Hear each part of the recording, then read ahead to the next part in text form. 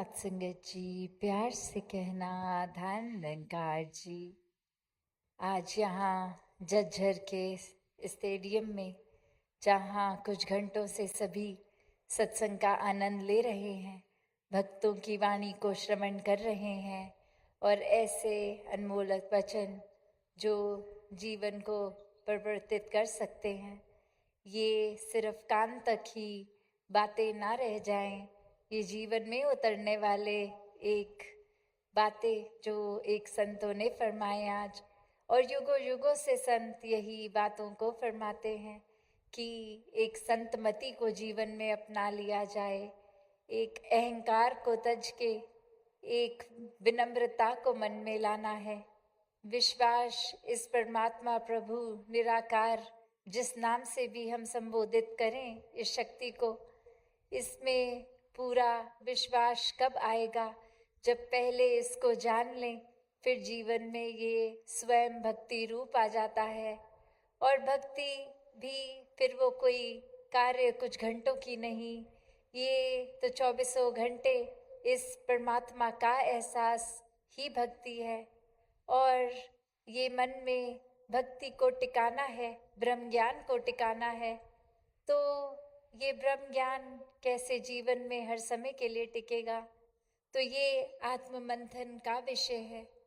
कैसे अपने जीवन में अगर हम सोचें कि हम अपने अंदर तो ये नज़र ना डालें, बाहर ही सर पे एक नुक्ताचीनी करते रहें, एक टिप्पणी करते रहें, जजमेंट्स देते रहें अपनी, तो फिर हम संसार के एक बाहर की ओर अपने मन को कर रहे हैं, तो इससे हमारा कल्याण नहीं होगा। हमें तो वाकई ही अपने मन के अंदर जाना है, खुद को देखना है कहाँ खड़े हैं, चाहे वो एक आध्यात्मिक रूप में किस तरह के इंसान हम हैं, क्या हम मानवीय गुणों को अपना रहे हैं, क्या हम परमात्मा को सिर्फ अपने कठिनाई के समय ही याद कर रहे हैं, या अच्छे बुरे वक्त हर समय 24 घंटे ये परमात्मा मन में विराजित तो इसके एहसास में कार्य कर रहे हैं, या फिर हम सिर्फ एक अपने एक जहाँ सोशल एक सामाजिक बात आती है, क्या सिर्फ वो वाहवाही लेनी है लोगों से तब अच्छा कुछ कर रहे हैं, तब मीठी वाणी बोल रहे हैं, तब एक मदद के लिए आगे आ रहे हैं? तो फिर वाकई ही ये तो दिखावा हो गया, ये तो सेवा भक्ति से दूर की बात है। भक्ति और सेवा भाव तो समर्पित भाव है।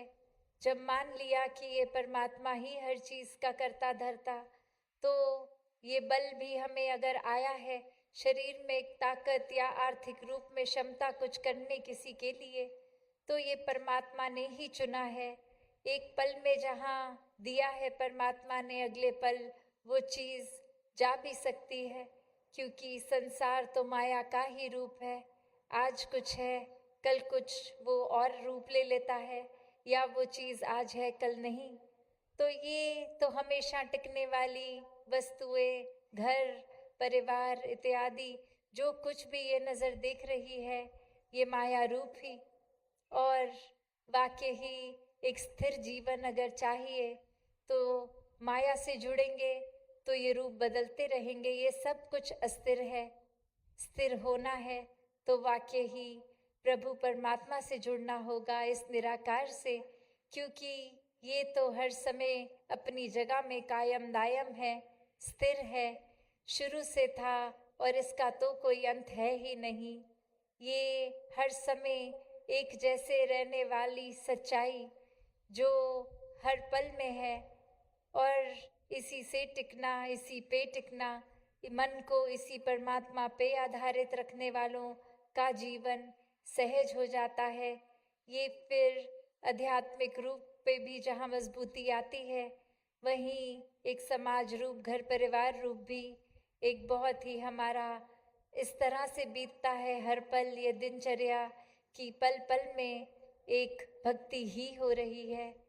कैसे अगर हम उदाहरण देखते हैं कि हम घरों में जब भोजन खा लेते हैं, बर्तनों को साफ करने का समय आता है तो वो कुछ ऊपर ऊपर से पानी डालते हैं तो कुछ सब्जियां फिर भी एक प्लेट में रह जाती हैं। वो साफ करने के लिए थोड़ा सा दम और लगाना पड़ता है या कोई और साधन से उसको पोंछना, एक स्पॉन्ज में वो डिटर्जेंट रूप जो बर्तनों का होता है उससे साफ करना, और उस तरह से जितना ज़्यादा रगड़ते हैं वो और ज़्यादा साफ होता जाता है। उसी तरह हम अगर ये सोचें कि भक्ति में हम जितना ज़्यादा खुद पे ध्यान देंगे, अपने ऊपर ही, एक अपनी सुधार के लिए, अपने मन की सफाई के लिए, तो वाकई ही जो बुरी आदतें हैं, जो अवगुण हैं, सब ही धीरे धीरे वो जीवन से चले जाते हैं। पर अगर हमारा ध्यान ही ये रहेगा कि दूसरे का बर्तन साफ है कि मैला, तो हम अपना बर्तन तो साफ नहीं कर रहे, दूसरे पे ध्यान देंगे तो एक ज़रूर टिप्पणी में उसको समझा देंगे तुम्हारा बर्तन गंदा है, और वो इंसान तो कर लेगा अपना बर्तन साफ, पर हमारा बर्तन मैला ही रह जाएगा।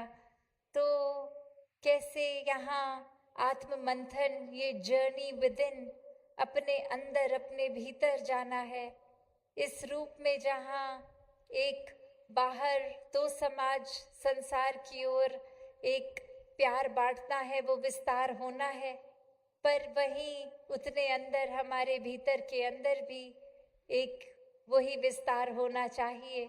यही आत्म मंथन है। कैसे एक ऊपरी ऊपरी रूप से नहीं, वाकई ही गहराई में जाना है। जैसे एक उदाहरण अक्सर हम सुनते भी हैं कि हम अगर ऊपर ऊपर ही पानी में रह जाते हैं, गहराई को नहीं एक प्राप्त करते समुद्र में, तो एक ये सुंदर सुंदर एक मछलियाँ हों, कॉरल्स हों, एक सीप, मोती इत्यादि सब कुछ जो नीचे होता है, वो दृश्य से हम वंचित रह जाते हैं। एक बस तन तो ज़रूर भीगता है, पर गहराई में हम नहीं उतर पाते। तो जीवन में जहाँ हर एक के पास वो क्षमता है, हर एक को जो मानुष जीवन मिला है, तो ये मानुष जीवन सिर्फ इसलिए नहीं कि पूरे दिन में ये निद्रा, भोजन, भोग, वह इसमें ही रह जाए, एक चीज़ें कर लें, स्नान दान करके, सज सवर के, शरीर का ध्यान रख के एक धन राशि कमाने में ही जीवन निकाल दें, तो ये शरीर तो सिर्फ इसके लिए नहीं है। शरीर तो ये आत्मा का वस्त्र है, और वाकई ही ये जीवन तो आत्मा को परमात्मा से मिलाने के लिए है। ये एक तत्व शामिल हो जाए, एक हो जाए, ये जीते जी मौका है। तभी संतों ने कहा कि ये मानुष का जीवन बहुत ही उत्तम जीवन है, बड़े भाग मानुष तन पावा।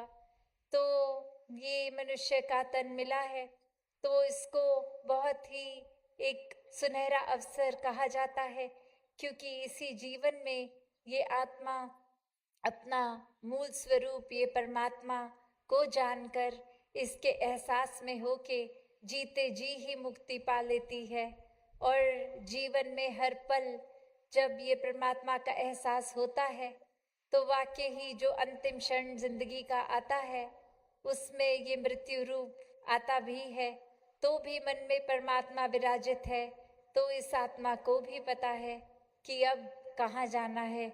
शरीर तो यहीं कुछ साल जीवन जी के यहीं ख़त्म है, पर ये आत्मा भटके ना, पर अपने असली रूप में चली जाए, तो ये जीवन वाकई ही ज्ञान प्राप्त कर कर ये सुनहरा किया जा सकता है। अब कहाँ से आए हैं, हम कहाँ जाएंगे, ये पता चल जाता है।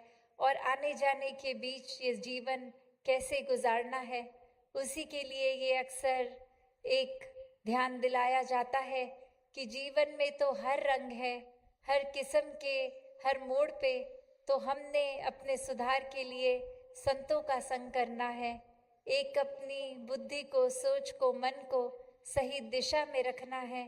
तो ये सत्संग को भी बहुत ही एक महत्वता इसलिए दी गई है कि संत हमेशा अच्छी बात ही जीवन में खुद भी करते हैं, सिखाते भी हैं।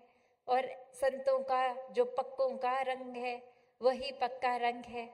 मन में सुमिरन रूप ये आत्मा और परमात्मा एक लगन हमेशा की बन जाती है। तो मुंह से चाहे सुमिरन हो ना हो, पर मन तो 24 घंटे इस परमात्मा में सिमरन रूप में लीन। ये सेवा भाव भी फिर अपना पराया, ऊंचा नीचा, अमीर गरीब, रंग इत्यादि जो भी इंसानों ने एक फर्क बना दिए हैं उससे उठ जाता है।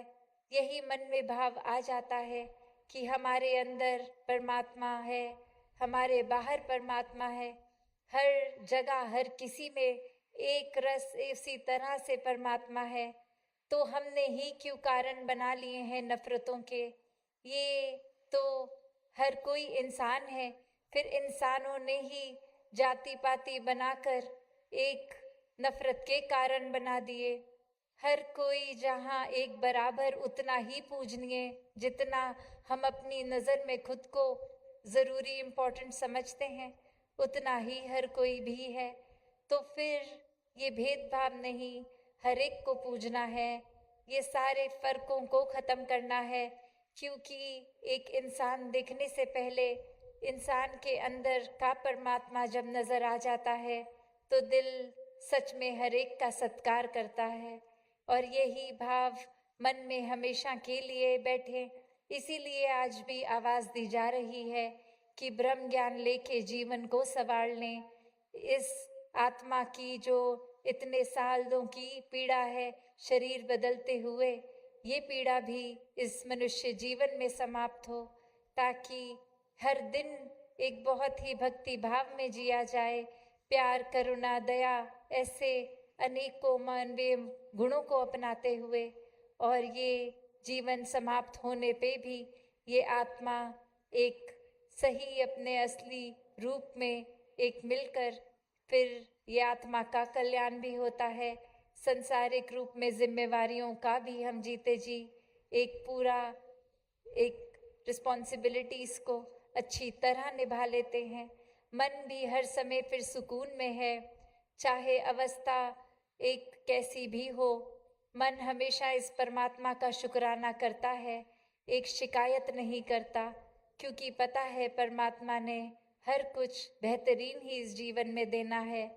तो अपने कर्तव्यों को निभाते हुए वो सारे घर परिवार का पालन पोषण, काम काज इत्यादि सब करते हुए भक्त फिर भी जो भी स्थिति है, चाहे महल है या झोपड़ी है, वो ही एक शुक्राना भाव मन में रह के कि परमात्मा ने जो दिया मुबारक, और जीवन किस तरह और बेहतर कर सके उसके लिए ये आर्थिक रूप के लिए मेहनत तो, पर अगर हासिल ना हो तो भी कोई शिकायत नहीं, क्योंकि ये पहले ही सारे जो व्यवस्था परमात्मा ने की है वही एक बेहतरीन है। तो ऐसे ही भावों से भक्त खुद भी युक्त होते हैं और औरों को भी यही जीकर कर्मों द्वारा सिखाते हैं। तो ऐसा ही जीवन हर एक के हिस्से आए, एक भक्ति का जीवन परमात्मा को जानकर जीवन में शामिल करके हर कोई जीता जाए। साथ संगत जी, प्यार से कहना, धन निरंकार जी।